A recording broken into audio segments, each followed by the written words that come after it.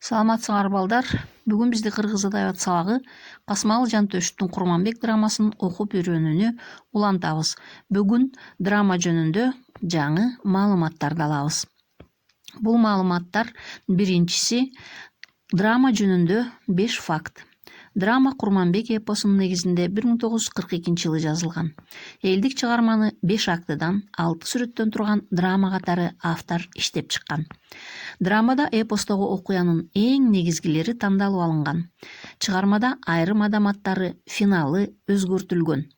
Драмада Курманбек баатыр баштаган кыргыз элинин калмак басып алуучуларына каршы күрөшү сүрөттөлөт.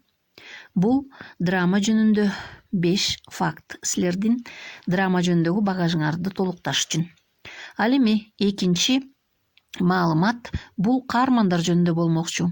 Драманын каармандары Курманбек эл баатыры, мекенин сүйгөн, эл үчүн күйгөн, намыскөй жигит.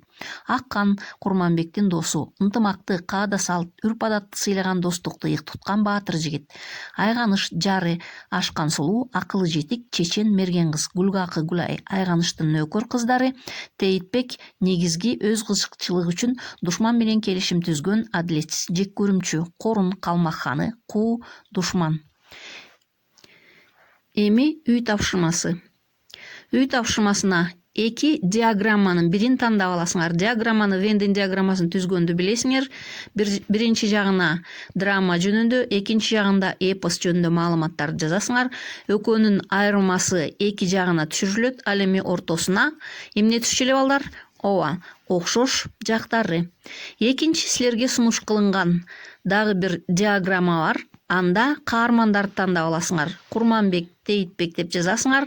Экөөнүн окшош жактарын жана айырмачылыктарын пункттап белгилейсиңер. Кайсыңыз жакса ошону тандап алгыла.